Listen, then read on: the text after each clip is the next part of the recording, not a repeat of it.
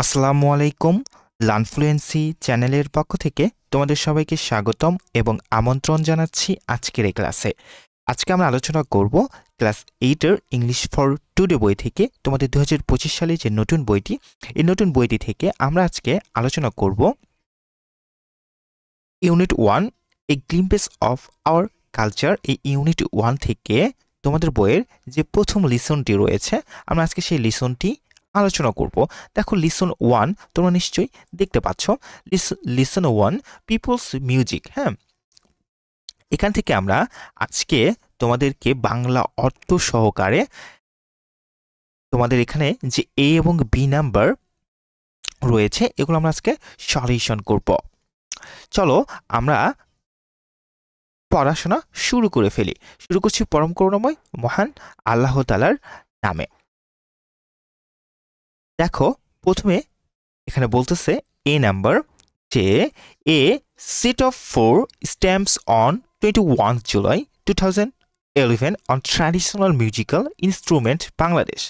অর্থাৎ 2011 সালের 21 জুলাই বাংলাদেশের ঐতিহ্যবাহী বাদ্যযন্ত্র নিয়ে 4টি ডাকটিকেটের একটি সেট প্রকাশিত হয়। তোমরা যে 4টি পিকচার দেখলে তোমাদের বইয়ে, এখানে তোমরা নিশ্চয়ই দেখতে পেরেছো যে এখানে 4টি ডাক টিকেটের ছবি ছিল। অর্থাৎ এই যে এই 4টি ডাক টিকেটের ছবি, এটা মূলত 2011 সালে প্রকাশিত একটা ছবি, ডাক টিকেটের ছবি যেটিকে আমরা বলবো।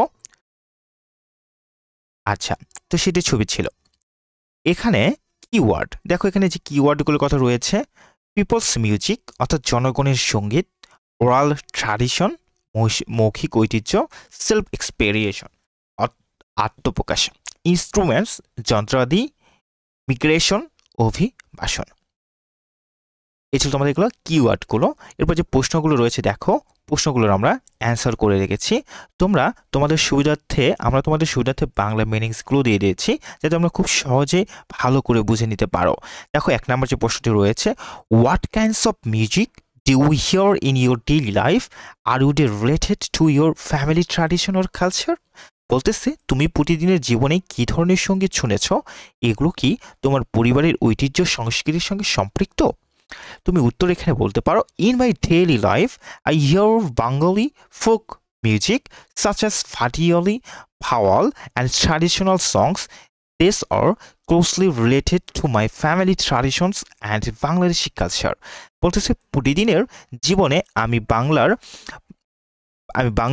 লোকসঙ্গীত যেমন ভাটিয়ালি, বাউল এবং ঐতিহ্যবাহী গান শুনি। এগুলো আমার পরিবারের ঐতিহ্য এবং বাংলার সংস্কৃতির সাথে সম্পৃক্ত। এটা ছিল তোমাদের 1 নম্বর যে প্রশ্নটি ছিল এখানে, সেটি। এরপরে 2 নম্বর যে প্রশ্নটি রয়েছে, দেখো 2 নম্বরের প্রশ্নে তোমাদের বইয়ে, how do you think music changes over time, does it stay the same or does it evolve with people's lifestyles? প্রশ্নটির বাংলা যদি আমরা দেখি, তুমি কিভাবে সঙ্গীত সময়ের সাথে পরিবর্তিত হয় বলে মনে করো? একই সাথে এটা একই রয়ে যায় নাকি মানুষের জীবনের ধারা অনুযায়ী বিকশিত হয়? অর্থাৎ does it stay same or does it evolve with people's lifestyle? এটা একই রয়ে যায় নাকি মানুষের জীবনের ধারা অনুযায়ী বিকশিত হয়? এই প্রশ্নের উত্তরে আমরা লিখেছি, music evolves over time with changed people's lifestyles and the environment. In cities, people prefer modern music, whereas in villages, traditional music is more common. অর্থাৎ সঙ্গীত সময়ের সাথে পরিবর্তিত হয়। এই যে music evolves over time with change, মানুষের জীবনযাত্রার ধারা এবং পরিবেশের প্রভাবে এটি পরিবর্তিত হয়। শহরে আধুনিক সঙ্গীতের চাহিদা বেশি, গ্রামে ঐতিহ্যবাহী সঙ্গীত বেশি শোনা যায়। whereas in villages traditional music to more common, অর্থাৎ গ্রামে ঐতিহ্যবাহী সঙ্গীত বেশি শোনা যায়। এরপর তোমাদের দেখো 3 নম্বর যে প্রশ্নটি রয়েছে, can you think of any traditional instruments you have seen or heard about? What materials do you think they are made from? অর্থাৎ তুমি কি কি ঐতিহ্যবাহী বাদ্যযন্ত্র সম্পর্কে চিন্তা করতে পারো, এগুলো কি কি উপকরণ দিয়ে তৈরি হয় সে সম্পর্কে তোমার ধারণা কি? এই প্রশ্নটির উত্তরে আমরা লিখতে পারি, দেখো 3 number অ্যান্সারে, I have seen instruments like the flute, tabla and drums which are made from bamboo, animal skin, wood and calabash.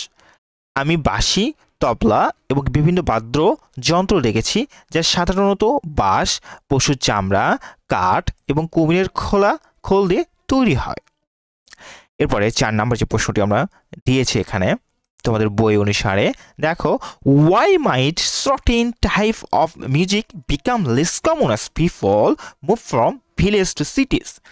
কেন কিছু ধরনের সঙ্গীত শহরে বা গ্রাম থেকে মানুষের অভিবাসনের ফলে কমে বা সাধারণ হয়ে যায়?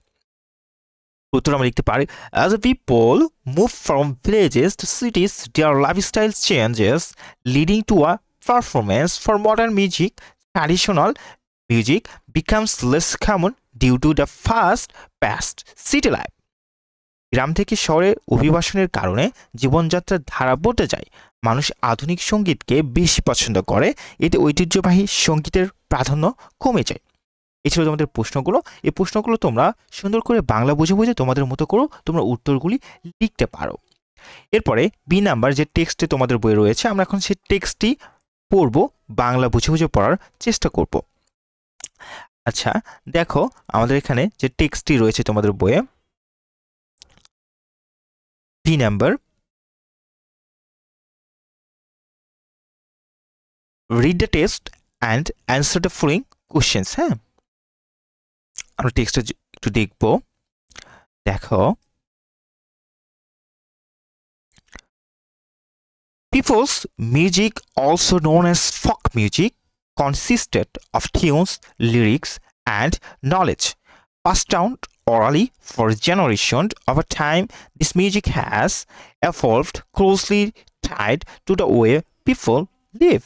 Our agriculture, food, ecology, seasons, and rituals are reflected in the songs Palli Giti, Bhatiyali, Jari Gambhira, Lalon Giti, Pallagan, and the songs of Hassan Raja all embody the self-expression of people.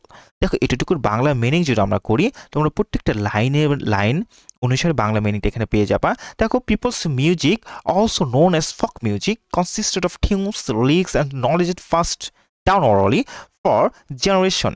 অর্থাৎ জনগণের সঙ্গীত, যা লোকসঙ্গীত নামে পরিচিত, যা প্রজন্মের পর প্রজন্ম মৌখিকভাবে গান, সুর এবং জ্ঞান প্রবাহিত গঠিত হয়ে থাকে। সময়ের সাথে সাথে এই সঙ্গীতটি মানুষের জীবনযাত্রার সঙ্গে গভীরভাবে যুক্ত হয়ে উন্নত হয়েছে। আমাদের কৃষি, খাদ্য ও প্রাকৃতিক পরিবেশ, ঋতু এবং রীতিনীতি সবই এই গানের মাধ্যমে প্রতিফলিত হয়। পল্লী গীতি, ভাটিয়ালি, ঝাড়ি, সারি, গম্ভীরা, লালন গীতি, পালাগান এবং হাসান রাজার গানগুলো জনগণের ছবি।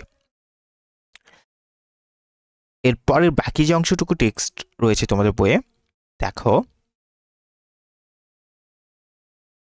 as the landscape changes, the music shifts to in the hill tracks. You encounter music with the same rule but expressed in the diverse language of the ethnic communities, and the instruments used for folk music are crafted from materials found in the surrounding animal skin, bamboo, calabash are common example. The sound they produce are deeply connected to the land they come from. As people migrate to cities and villages, transform these traditional tunes are slowly fading. However, folk music still finds its place in mainstream films and music albums. আচ্ছা, এটুকুর Bangla meaning যদি আমরা একটু দেখি, তোমরা নিশ্চয়ই দেখতে পাচ্ছ। আচ্ছা, দেখো, প্রাকৃতিক দৃশ্যর পরিবর্তন ঘটলে সঙ্গীতও পরিবর্তিত হয়। পাহাড়ি অঞ্চলে ঐতিহ্যবাহী জনগণের ডিফরেন্স ভাষায় সঙ্গীতের একটি ভূমিকা বজায় রাখে থাকে। লোকগীতির জন্য ব্যবহৃত যন্ত্রগুলি পরিবেশে পাওয়া যায় এমন উপাদান দিয়ে তৈরি। পশুর চামড়া, বাঁশ এবং কুমিরের খোলার মতো উপকরণ সাধারণত উদাহরণ। সেগুলোর উৎপন্ন শব্দগুলো তাদের উচ্চ স্তর ভূমিকার সাথে নিবিড়ভাবে জড়িত। লোকজন যখন শহরে অভিবাসী হয় এবং গ্রামগুলো পরিবর্তিত হয়, তখন এই ঐতিহ্যবাহী সুরগুলি ধীরে ধীরে লুপ্ত হয়ে যাচ্ছে। তবে লোকগীতি এবং এখনও মূলধারা চলচ্চিত্রের সঙ্গীত অ্যালবামে নিজের জায়গা খুঁজে পায়। এই ছিল মূলত তোমাদের জন্য আজকের আলোচনা। সামনের ক্লাসে আমরা এর পরের যে অংশটুকু রয়েছে, অর্থাৎ এই যে এখানে একটা হাসন রাজার যে একটা সং রয়েছে, এটা আমরা ট্রান্সলেট করব সামনের ক্লাসে। এটা সহ আমরা এখানে কোশ্চেন্স রয়েছে, 3 নাম্বার একটা প্যারাগ্রাফ রয়েছে, সমস্ত ক্লাসের সমস্ত পাঠটুকুর আমরা সামনের ক্লাসে সলিউশন করবো ইনশাআল্লাহ। ভিডিওটি ভালো লেগে থাকলে লাইক করবে এবং অবশ্যই লার্ন ফ্লুয়েন্সি চ্যানেলটিকে সাবস্ক্রাইব করবে। আমরা ধারাবাহিকভাবে তোমাদের পুরো বইটাকেই এরকম বাংলা মিনিং শো করে তোমাদেরকে বুঝিয়ে পড়ানোর চেষ্টা করবো ইনশাআল্লাহ। ভালো থেকো, সুস্থ থেকো। আসসালামু আলাইকুম।